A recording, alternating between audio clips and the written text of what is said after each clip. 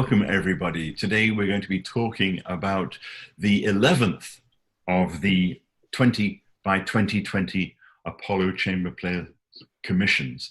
This is a piece composed by Mark Wingate and Christopher Theofanidis, and Chris is with us, as are the four members of the Apollo Chamber Players, Matt, Annabelle, Whitney, and Matthew. And a little bit later, we'll be meeting Rhonda and Donald Sweeney, who are the underwriters who made this commission possible. Matt, as always, how did this commission come about? This commission came about from a relationship with the underwriters of the commission. They became the underwriters of the commission because Donald Sweeney mentioned his Irish heritage. And as we've done with some of our other 20 by 2020 commissions, they've been birthed to celebrate somebody's heritage. So we had the idea of doing something Irish. I reached out to Chris Theofanidis because Annabelle suggested that he could be, a composer with which we collaborate for this particular project. She knew him from U of H, and so we had a little bit of a personal connection there. I remember looking up Chris's work, and what struck me most about his compositional aesthetic in his voice was that it was very eclectic. And I think that's what intrigued me personally about asking him to be the composer of this commission. I thought maybe it was because I used to go by Theofanidis. Theofanidis, that's perfect. I was going to say the Theofanidis is the Theofanidis is from County Donegal. Yeah, that's correct. Well, Chris, you wrote this piece with Mark Wingate, who is on the faculty at Florida State University. Had you two worked together before? We had many times, and he's a really close friend of mine. I mean, we see each other socially during the year and have visits and things. And I met Mark at the American Academy in Rome. Both of us were Rome Prize Fellows back in 98, 99. And, have kind of been, it's always felt like playing together because he does electronic stuff in the most wizardry-like way that I could never do, but I dream about. And he likes the things that I try to do acoustically with ensembles, which he says sometimes approach electronic manipulation. So, one of the joys for me in taking on a new commission is to see if there's possibility to do what I'm dreaming about also. And these guys were so great. I mean, Paula was so sympathetic to, let's just, you guys work together well, you want to do something, let's do it, let's make it happen. And so that's the happy circumstance for which this piece came from. What is the word? Talk about that title. It's a wonderful title. Right. In looking up Irish poets and writers, Samuel Beckett came up. Of course, he's kind of a citizen of the world in some ways. He actually wrote this poem originally in French. But he wrote it late in his life, and one of his close friends, his name was Joe Chaikin, had a stroke and had some kind of a partial aphasia. And so he had dissociation with what he meant to say and what was coming out of his mouth. And there was kind of fixations and stops and starts in his language, which Samuel Beckett in his way translated it into this poem called "What is the Word?" And it's kind of always searching for the next word, the particularity of a word, the obsession of stuttering and stopping on something, and it just seemed like a kind of a wonderfully abstract thing to try to tackle. And that was where we started from. And the thing that Mark and I enjoyed doing a lot is finding that intersection where words become music, they become sound and pitch and texture and everything, sometimes dissociated from the meaning, and sometimes the meaning comes out in like an operatic way almost. And those moments, as I mentioned earlier, where the music starts to approach what electronics can do as well. So it was great fun to kind of find that, especially playing around the centerpiece of the Beckett. Do you find working with electronics and electronics composers, do you find that liberating? Oh, I do. I think if you gave anybody the chance to sit in a room, I mean, I remember a story. One of my professors when I was in school told me that he used to work with Krzysztof Penderecki, the kind of well-known Polish avant-garde composer. And he said, Penderecki, wrote this crazy music, but he said when he was sitting in a room with his Tonbandmeister, the person that was helping him realize his electronics, he was going, "Can you make a whoosh sound?" Like that. And it's kind of like it's like basically appeals to your inner child. Like if you could make any sound you wanted to and make it do anything you wanted to, you come up with some pretty amazing things. And that's the realm of electronics is that that set of possibilities. And I think anybody, Annabelle and Matt, your child could be in a room and just say something and Mark could make it happen. And so it's a great fun for me. It's very liberating. And it also makes me think about sound quite differently. In acoustic music, when you cut off a sonority, the beauty of it is its resonance afterwards. Things you can't do so easily in that world are to come to a dead stop in sound where there's no resonance, which you can do very easily and go to digital black in electronic music.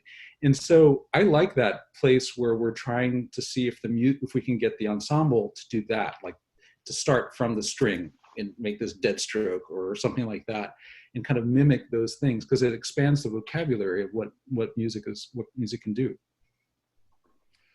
What about the reactions of the musicians? What were your initial reactions to the piece, Whitney? Well, I think that sometimes with pieces for works for our instruments and electronics, at first when you open it up, it's initially just hard to, like, upon just glancing at the music, hard to hear how it's all going to sound. But so once we added the fifth musical element, it was great. So it was definitely the fifth musical element. So our listeners will see 4 speakers on stage, one behind each of the musicians. And this for us on stage, it felt like we were performing like a collaboration with a fifth performer, actually. Mm-hmm. Matthew, I know that this is not the only piece that Apollo has performed that involves electronics. Was this the first? Yeah, this was the first, I believe, collaboration that we did with an electronic component. And upon receiving our parts, there's this missing element. So it was really exciting when we got to hear the live electronics in the room and hear the interplay between that and the strings. And it's like almost like the palette of sounds that we had access to was expanded through those electronic sounds. Chris and Mark did an amazing job of finding those intersections and creating some really stunning new sounds. I love the mercurial movement, which is really imitative between the strings and the electronic sounds, and the words are processed and they're sort of juddery, and the instruments are doing their best to sort of go back and forth and imitate that in real time and in real precise alignment.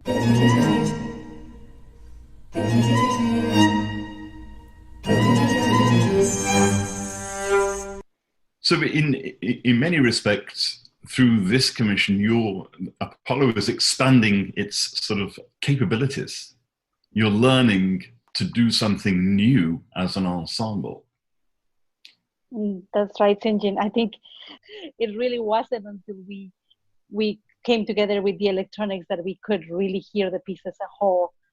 It's such a equal parts acoustic and equal parts electronic that without the other really doesn't work.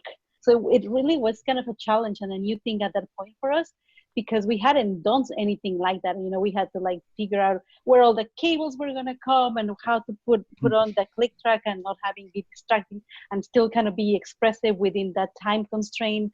But I think the final product is a really, really interesting experience in this.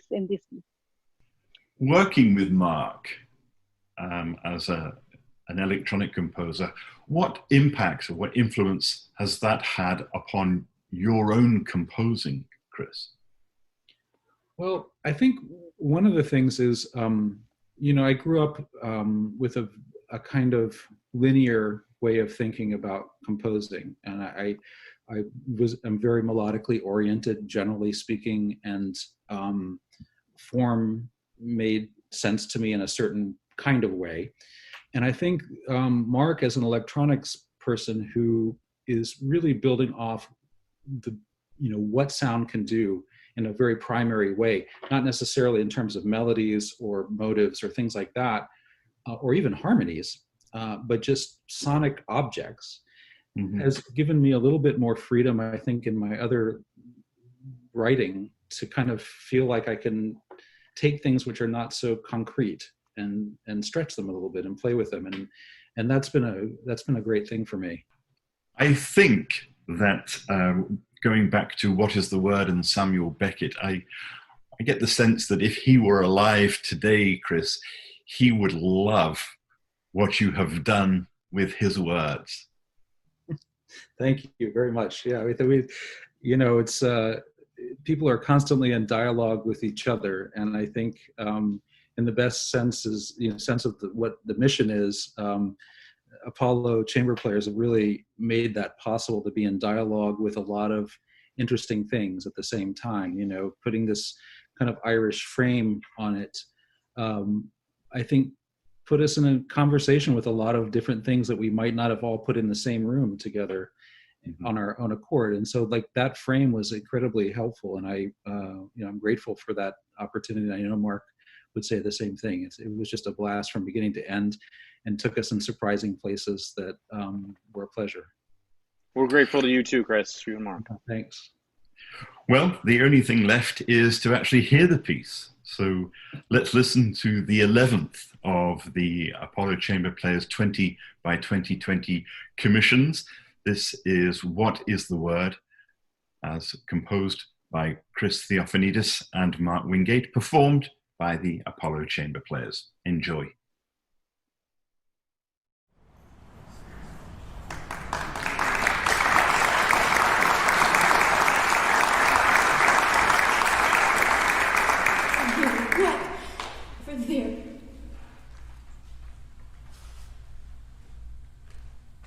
Folly for two. What is the word? Folly from this, all this. Folly from all this given. Folly given all this seeing.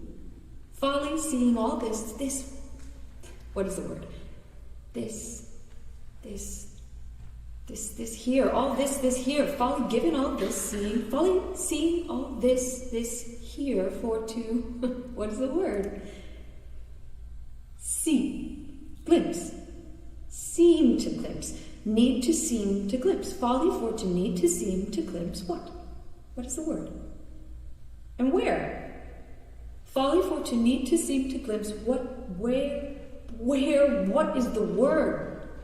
There, over there, away over there, afar away over there, a faint afar away over there. What is the word? Seeing all this here, folly for to see what? Glimpse, seem to glimpse, need to seem to glimpse, a faint afar away over there. What? Falling for to need to seem to glimpse, a faint afar away over there. What is the word? What is the word?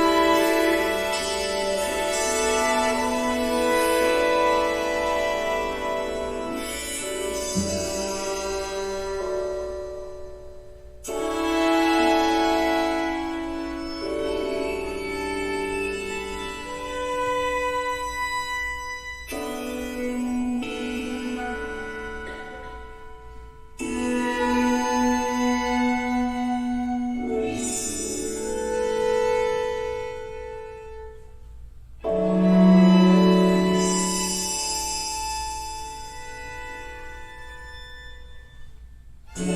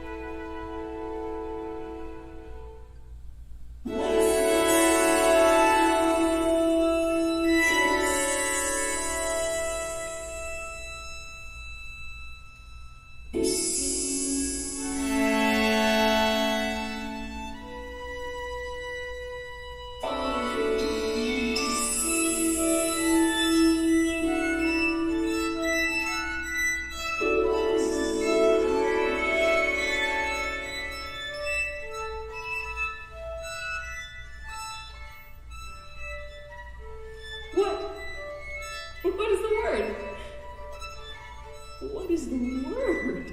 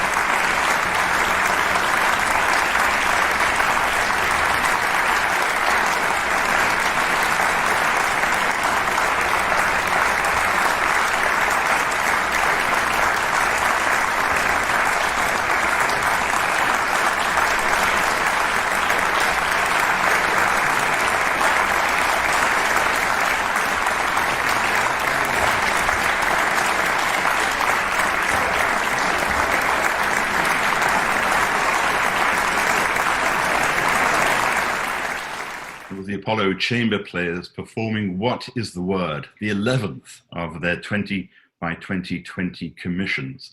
A piece that they commissioned from composer Christopher Theofanidis, who is here with us, and also Mark Wingate, who is not able to join us.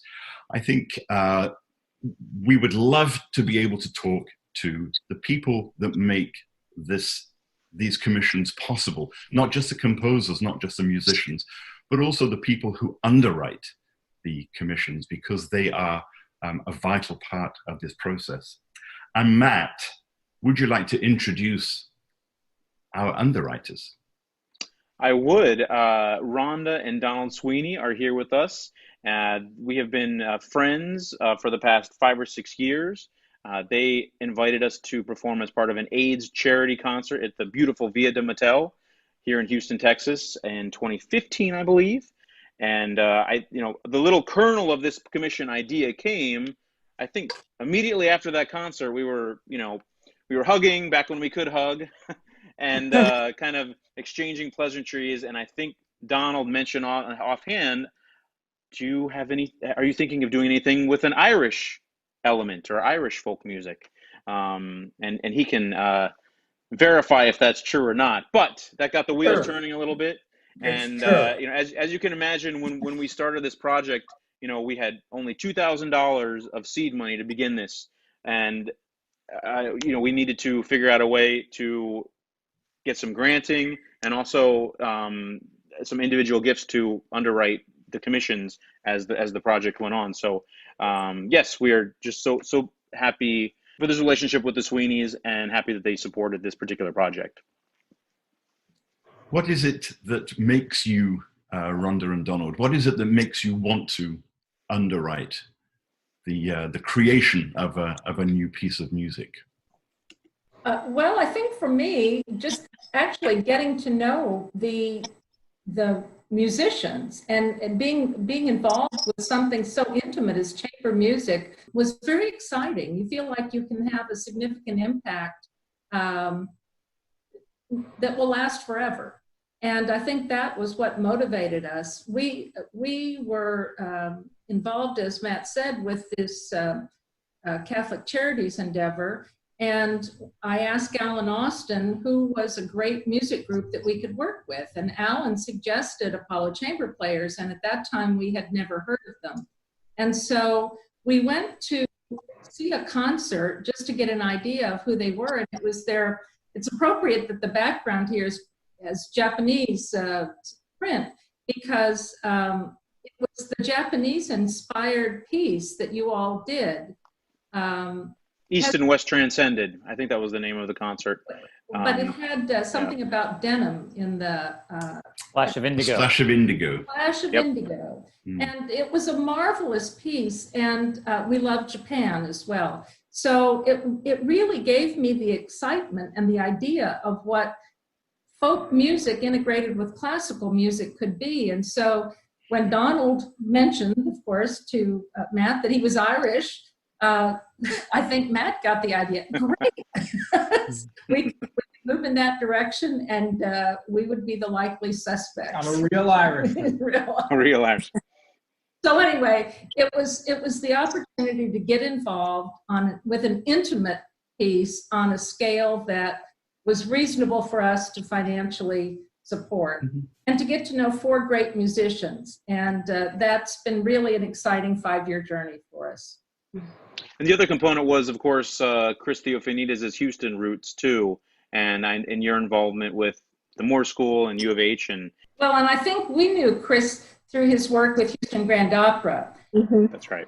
The Refuge. But that's where we first heard about Chris and got to know him. Chris, I assume that a composer of your stature receives a lot of commissions. Do you often get to interact with the underwriters of the commissions? I think in the case of Rhonda and Donald, I think it's because they really care about what they're underwriting, in the sense that they, the Irish theme, which had a personal resonance, was the driving force for that and could make it work. And of course, their love of the Apollo Chamber Players. And I think in those cases, you do sometimes meet the underwriters, and it's a great pleasure because they have a personal interest and a stake in what they're doing and what they're commissioning. And that's the best. That's the best kind of situation. And, for me, this was an easy fit. My mother is a quarter, I guess she's half Irish in background. And we had just been to Ireland together, she and I, 2 years before, and spent some time in Connemara and went to Dunangus and all these places in the coastal regions, and just loved it. And I heard a lot of live music. And so, between the Samuel Beckett connection in the piece and also some Irish fiddling and things like that got woven into the musical style, it was kind of a great pleasure to be able to interact with what Rhonda and Donald care about too. Real Irish. Yes. Donald, where in Ireland are your ancestors from? Oh, I don't know. No, he does. It's Cork area, and in the west, County Mayo, something like that. County Mayo. Yeah, my ancestors are from County Mayo on both sides of my family, which is the west. Yes. I was going to ask the musicians, how is it when you get to interact with the underwriters of the piece as well? Do you feel a great sense of trepidation there? I don't think we feel trepidation at all. That's one of the joys of being in a small arts organization, is that we do get to meet all of the people that are part of it's sort of like the arts wheel, right? So I think that it's definitely thrilling to meet underwriters, for sure.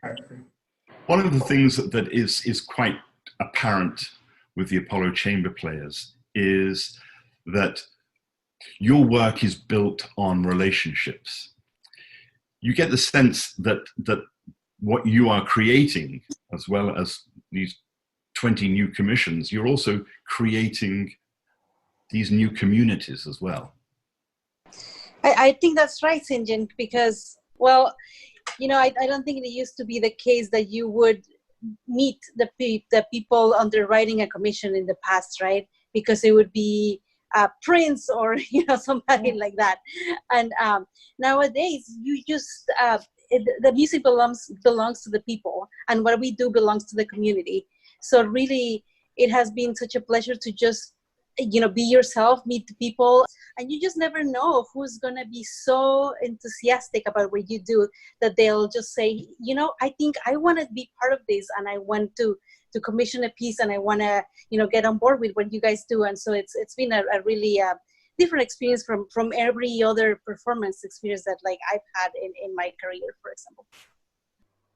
The performers, in many respects, are where it all comes together, because you've got the composer on one side, you've got the underwriters on the other, you've got the audience as well, and it all comes down to fall largely on your shoulders.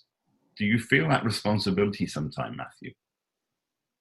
Oh, absolutely. I mean, I think we all feel a responsibility to do, to bring the piece into the world of vibrating air, into real sound, and to do that in a way that's compelling and that is true to what the artist intended, and also, satisfies the people who are putting the dollars behind it to happen too. I feel humbled every time somebody looks at what we've done and says, I want to be invested in that. I want to help create something new with you. And, beyond that, we want to create something that will live on forever, like Rhonda referenced. And I think that makes the investment even richer. Rhonda and Donald, is this something that you would do again? Has it been a fulfilling process, a fulfilling experience for you?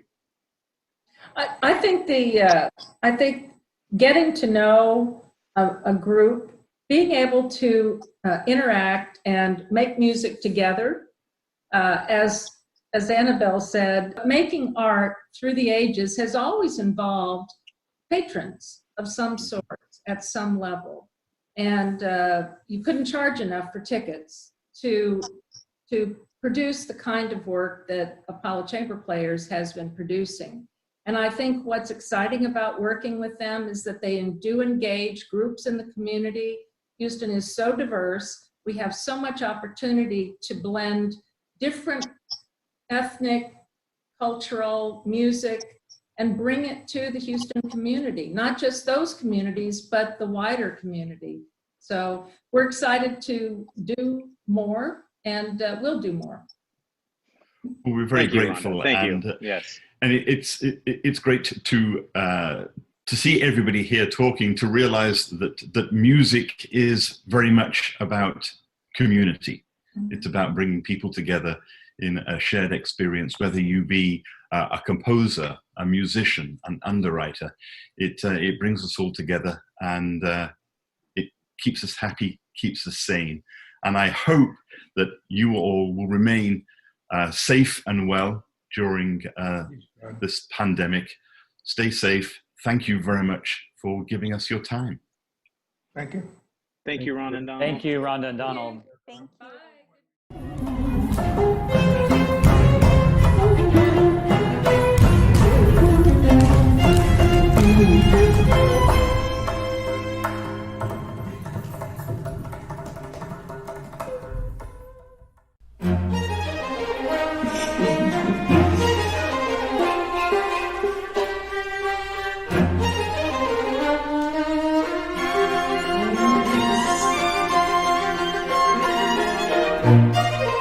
This.